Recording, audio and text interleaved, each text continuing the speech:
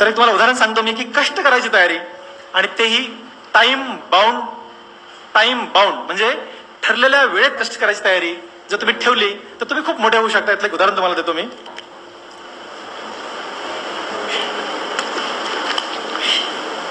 याच्यामध्ये किती लोकांचं फिजिक्स आहे? Physics good number. इंजिनिअरिंग मध्ये एक फिजिक्सचा क्लास सुरू असतो आणि एक प्राध्यापक, हाडाचे प्राध्यापक, अत्यंत इमानदार, चांगला, प्रामाणिक माणूस, शिक्षक विद्यार्थ्यांना सांगत असतो. त्या वर्गामध्ये 100 विद्यार्थी असतात. त्यांना सांगतो की ह्या 100 दुरड्या किती लोकांना कळत रे? दुरड्या, हात वर करा. धन्यवाद. तुमच्यातला मी, माझ्यातले तुम्ही, हात बरं वाटलं. दुरड्या म्हणजे वेळूची टोपली. आमची माय त्या दुरडीमध्ये भाकरी ठेवायची म्हणून आम्हाला दुरडी माहित आहे. तुम्हाला दुरडी माहित नसेल, दुरडी माहित करून घ्या. दुरडी म्हणजे वेळूची टोपली, वेळूनी विणलेल्या टोपलीला दुरडी असं म्हणतात. ओके, ही वेळूची टोपली हे शिक्षक त्या 100 विद्यार्थ्यांच्या हातात देतात आणि सांगतात तुम्ही जा नदीवरती आणि ह्या दुरडीमध्ये पाणी भरून घेऊन या. काय सांगितलं? नदीवर जा आणि या दुरडीत पाणी भरून घेऊन या. पाणी बसतं का रे? मला पण असं वाटलं होतं. हे 100 विद्यार्थी दुरड्या घेऊन पाणी भरण्यासाठी नदीवर जातात. प्रयत्न करतात. दुरडी आत घातली, बाहेर काढली, पाणी गळून जायचं. हे विद्यार्थी परत जातात संध्याकाळी साधारणपणे प्रयत्न करून आणि शिक्षकांना एक्सप्लेनेशन द्यायला सुरू करतात, उत्तर द्यायला सुरू करतात की सर पाणी बसत नाही.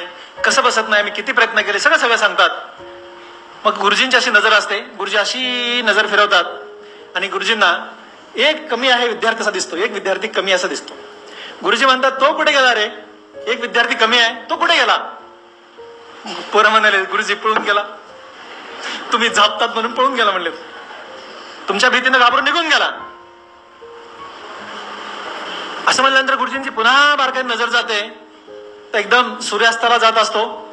थोडासा असा लाईट थोडा लाईट असतो आणि तिकडून तो विद्यार्थी, जो 100वा विद्यार्थी आहे, तो दुरडी पूर्ण भरून गच्चागच पाण्याने भरून घेऊन येत असतो.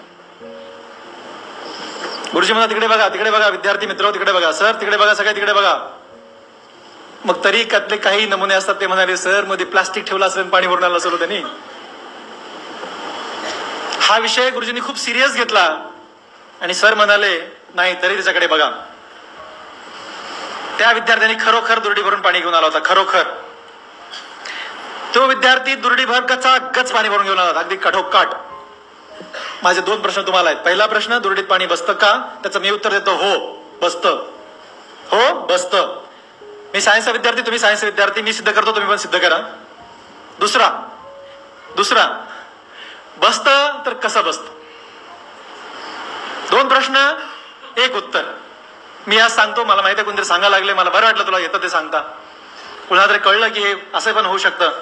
आणि मी तुम्हाला सांगत होतो की टाइम बाउंड, दिलेल्या वेळेच्या मर्यादेमध्ये अगदी तंतोतंत प्रयत्न करणाऱ्या माणसाला हे शक्य होतं. हे काय म्हटलं?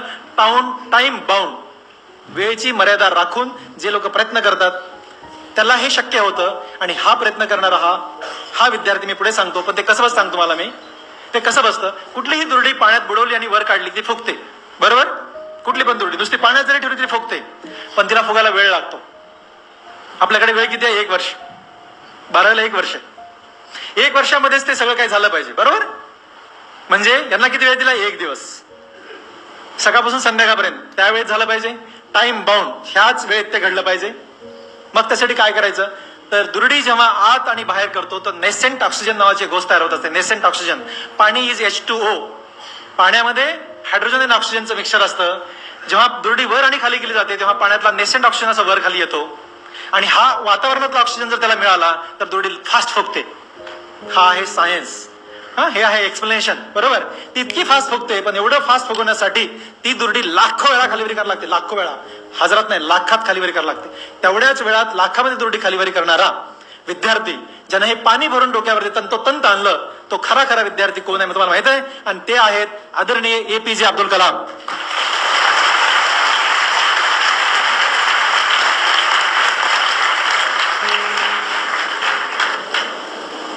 म्हणून एकच APJ अब्दुल कलाम होऊ शकले. टाइम बाउंड प्रयत्न करण्याची जर तयारी ठेवली, कष्ट केल्यानंतर सगळं काय शक्य आहे. त्यांच्याकडे वाक्य आहे इम्पॉसिबल नावाची गोष्ट माहित नाही. जोपर्यंत नो हा शब्द तुमच्या आयुष्यात येत नाही, काय माहित नाही बघा मित्र, मला कधी असं नो नाही असं कधी म्हणताच आलं नाही. मला परवा इंटरव्ह्यू घेताना एक प्रश्न विचारले की सर तुमच्या आयुष्यातली चांगली माणसं सांगा. मी लिस्ट सुरू केली आणि इंटरव्ह्यू संपत आला, म्हणजे लिस्ट संपला, एवढी चांगली माणसं माझ्या आयुष्यात. चांगल्या घटना तुमच्या आयुष्यातल्या सांगा. त्यांनी इंटरव्ह्यू बंद केला. सर म्हणे नाही, शेवटचा प्रश्न, तुमच्या आयुष्यातल्या वाईट घटना सांगा आणि वाईट माणसं सांगा. मलाच कळू ना की मला एक पण वाईट माणूस आठवणार आणि एक पण वाईट घटना आठवणं, आणि आजही आठवत नाहीये. आजही आठवत नाहीये मला एकही वाईट घटना आठवत नाही, एकही वाईट माणूस मला आठवत नाही. देवाला माहितीये, पण मला शपथ सांगतो मला असं काही आठवत नाहीये. फक्त चांगल्या गोष्टी आठवतात. का आठवतात ते देवालाच माहिती.